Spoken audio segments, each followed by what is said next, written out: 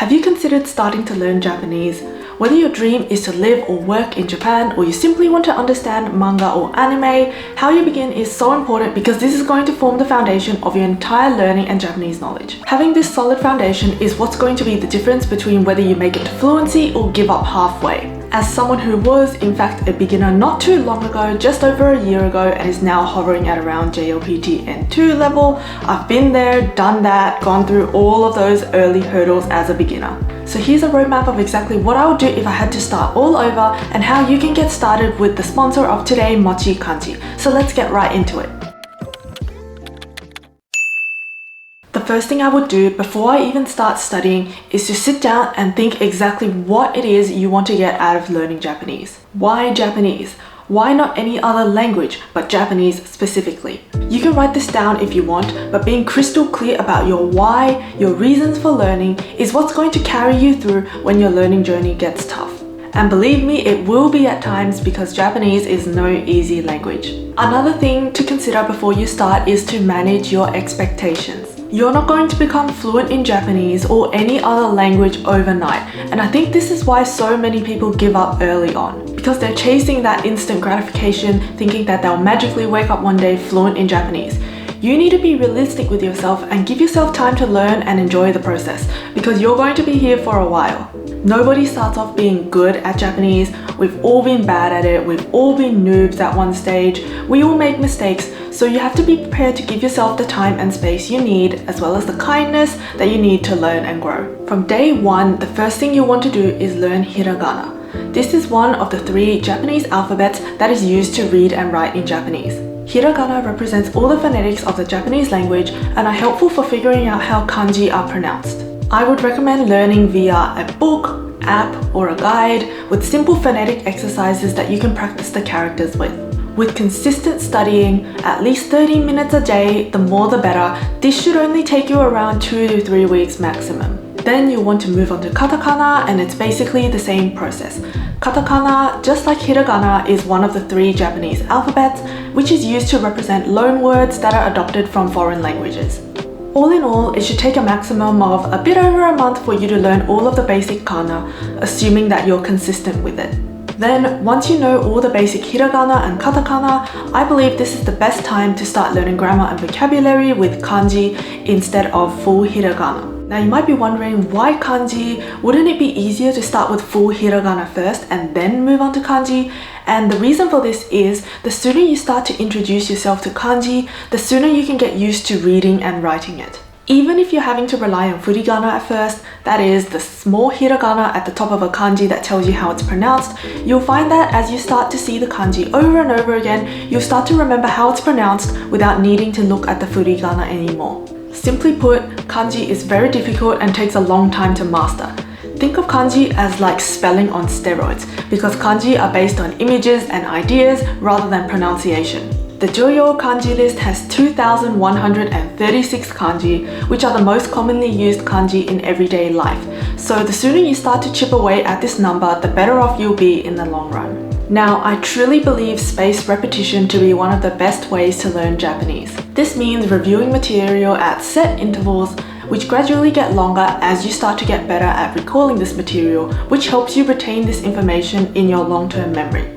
Making your own flashcards is one of the best ways you can use the spaced repetition method to learn, so this is a great thing to do alongside your main form of studying so that you can remember the vocabulary you learn from them. A great resource that will guide you on your studies is today's sponsor, MochiKanji. MochiKanji Learn Japanese is an app that will help you learn Japanese vocabulary and kanji easily and effectively. This app has a special feature called the Golden Time, which uses the spaced repetition learning method to determine the best intervals for you to revise your vocabulary. When your golden time is up, MochiKanji will send you a notification to remind you that it's time to review what you've learnt. Review quizzes include a variety of reading, listening, and writing exercises so you can revise in a well-rounded, comprehensive way that isn't boring or repetitive. MochiKanji has courses catering to all levels, from the beginner levels of N5 all the way up to the more advanced levels of N2, with specialized courses in IT, nursing, services, etc. So no matter what, you're bound to find something for your level and needs. As you get through the levels, you can save new vocabulary that you come across into your digital notebook, which is another one of MochiKanji's special features. This will automatically organize your learnt vocabulary into 5 levels, with 1 being just learnt and 5 being in your long-term memory, and then determine the ideal intervals or your golden time for you to revise this vocabulary before your brain can forget it. MochiKanji employs flashcards including furigana and audio to teach you new vocabulary, which makes for a great way to get used to the pitch, accent and pronunciation of Japanese. The colorful graphics also makes for such a cute and fun way to memorize new words. You can get daily conversations under the Conversation tab with their 2 cute characters Mochi and Michi under a variety of different scenarios, and under the Kanji tab, you can practice the stroke order of kanji all the way from N5 up to N2 level, which is a great way to help you commit it to memory. And when you come across a word you don't know, you can use the Dictionary tab to search for its meaning, word type, example sentences, and readings. From there, it's super easy to add it to your digital notebook to review for later.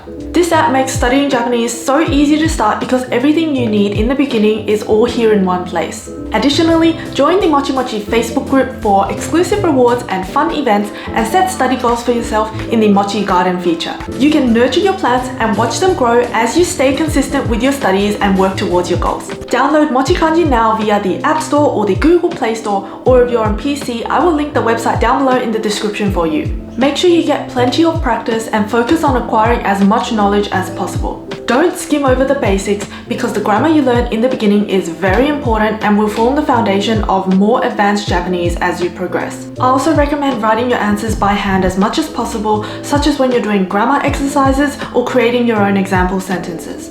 Writing will help you remember hiragana, katakana and kanji a lot easier, and it's also a good form of output to get started with before you formally start speaking Japanese. As for speaking practice, I know it can be a very daunting thing to get started with. You're afraid to make mistakes, you're worried that nobody is going to understand you, but truly practice is what makes progress. You could do this by talking to Japanese friends, joining language exchange groups with other Japanese people, or take online or in-person lessons. All of these will work, though if possible, I would recommend taking lessons. That's because when you're in a class, especially in a private setting, your teacher is going to be able to give you all the feedback you need and guide you on how you can improve your speaking. Because friends aren't necessarily teachers who are going to be able to teach you in the way you need or pick up on recurring mistakes before they become bad habits. So this is why I would recommend starting with a tutor first. As for listening practice, there are a number of ways you can go about doing this. If you're using a textbook, these often come with CD and audio, which you can use to either shadow off of or try to listen to without reading along the text. Another great way of getting listening practice is to listen to Japanese podcasts or start watching shows. Podcasts are a great way to do micro-learning with when you're busy doing something else or you have little time to spare. There are many podcasts out there for all different levels, and I will link a few of my favorites down below in the description. Podcasts targeted at beginners are often spoken at a slower pace, so you can start to build an ear for the language easily, and podcast hosts often talk about a bunch of different topics, so you can learn a lot of vocabulary about many different things. This is super important when you're studying, and especially when you're just starting out, is to structure your studies. Make a clear roadmap for yourself from the start. This will give you a clear path to follow when you're studying, so that you're not constantly scrambling for the next thing to learn or going around in circles with content you've already learnt before. This is why I speak so highly of textbooks, because they have a clear structure where you're learning grammar and vocabulary and progressing as you stick with it and get through the chapters. Although you could get this with a Japanese course as well. The JLPT, or Japanese Language Proficiency Exam, is an exam that will test your knowledge of the Japanese language. This test, I believe, is best used as a general guideline for what to study. The JLPT makes for a clear curriculum for you to follow.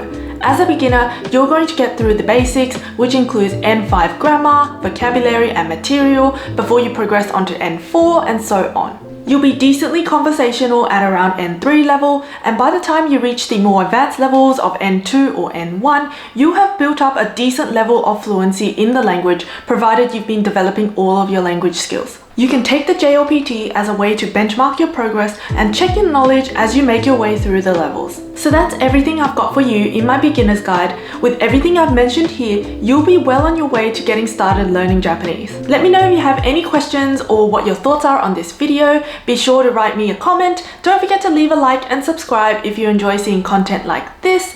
Thank you so much for watching, and I will see you in the next one. Bye!